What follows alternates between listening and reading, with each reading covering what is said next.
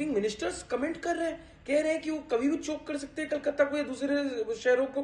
वहां का दूसरा सांसद कह रहा है जो रूलिंग पार्टी का तृणमूल का है कि मैं आंखें निकाल लूंगा अगर तुमने हमारे वक्त के ऊपर आंख दिखा दिया तो। और एक छोटी सी घटना है, वहां का विधायक बीएसएफ को सीधा गाली दे रहा है कि तुम्हारी वजह से हो रहा है ये। तो मेरा मानना है कि ऐसे मामले में सुप्रीम कोर्ट को जरूर आना चाहिए। अनुच्छेद 32 बना हुआ है कि इस देश के का कोई भी नागरिक, कोई भी व्यक्ति सुप्रीम कोर्ट जा सकता है। आज मुझे लगता है कि मैं वकील भी हूं और इस देश का एक नागरिक भी हूं और हिंदू भी हूं। पश्चिम बंगाल में अगर हालात बिगड़ते हैं तो ममता सरकार से यानी कि टीएमसी से तो सवाल हो रहे हैं, लेकिन सवाल उन पॉलिटिकल पार्टी से भी हैं, उन लीडर से भी हैं जो जनता के चुने हुए जनप्रतिनिधि हैं। और माहौल यहां बिगड़ता है तो फिर आरोप प्रत्यारोप में पीछे कोई नहीं रहता। राज बिहारी जी, अगर पश्चिम बंगाल की जनता के लिहाज से मैं पूछूं, लोगों का सगा कौन है, कौन सी पार्टी है जो वाकई हितकारी है और दिखाई देती है आपको?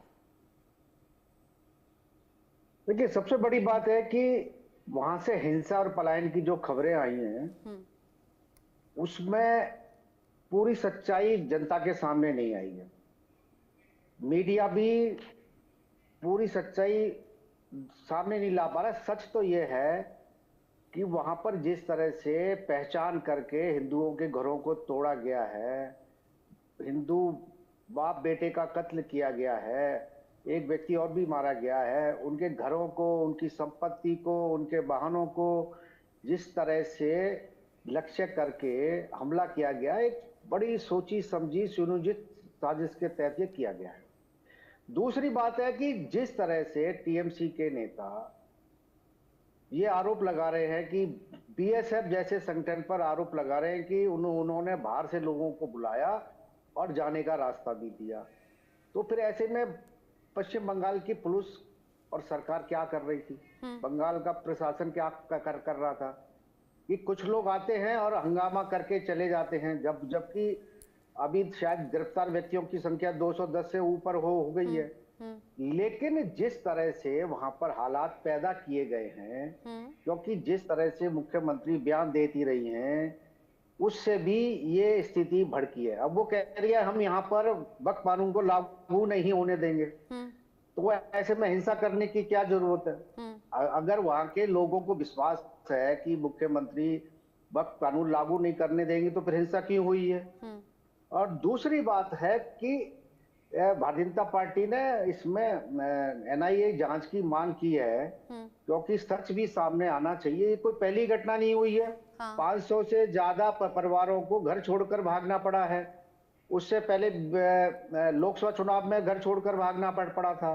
जब भी चुनाव होता है वहां पर हजारों लोगों को पलायन करना पड़ता है, वहां की सच्चाई है। और उसमें कांग्रेस के लोग भी, कांग्रेस के लोगों को पलायन करना पड़ता है। कांग्रेस को भी टीएमसी के अत्याचारों का सामना करना पड़ रहा है। कांग्रेस के नेता और कार्यकर्ताओं पर हमले हुए हैं।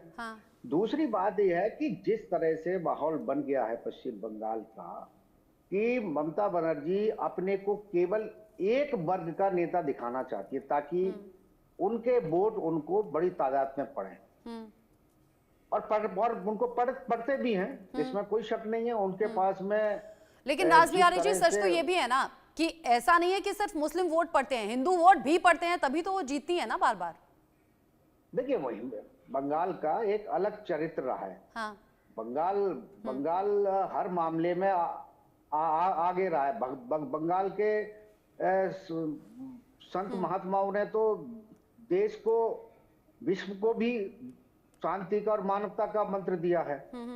तो बंगाल तो किसी क्षेत्र में पीछे नहीं है, बंगाल तो हर क्षेत्र में पीछे है। लेकिन पिछड़ जाता है ना जब इस तरह की घटनाएं सामने आती हैं। यहाँ सैकड़ों नहीं हजारों लोग बड़े प्रभावित हैं और यहाँ वहां वो भाग रहे हैं। सोशल मीडिया पर जो तस्वीरें सामने आ रही हैं वो कंपैरिजन कर रहे हैं 1947 के हालात से। और अबू शर्मा जी, अभी राज बिहारी जी जिक्र कर रहे थे कि यहाँ कांग्रेस के लीडर्स को भी पकड़ कर पीटा जा रहा है, उन्हें भी निशाना बनाया जा रहा है। मैंने तो ऐसी भी तस्वीरें देखी हैं, कुछ उपद्रवी, कुछ गुंडे सड़कों पर आ गए, टीएमसी के नेताओं तक को नहीं छोड़ा, वो कहते रह गए कि टीएमसी से हैं, गाड़ी तोड़ दी, उन्हें भी पीटा। मैडम, हम लोग पिछले 10 सालों से टीएमसी के साथ पश्चिम बंगाल में लड़ रहे हैं, तो ये कोई नई बात नहीं है। हमारा संघर्ष जारी रहेगा। और टीएमसी आपका लोकसभा चुनाव में 2 सीट देने के लिए कहा था और हम लोग उसको लिया नहीं, अधीर दाने चुनाव हार गया, ये सच्चाई है। लेकिन बंगाल का जनता उनका ये सेक्रीफाइस को याद रखेगा, क्योंकि हम लोग अराजकता के साथ समझौता नहीं किया, पश्चिम बंगाल कांग्रेस कभी नहीं करेंगे। अभी एसएन सिंह जी पूछ तो रहे थे कि राहुल गांधी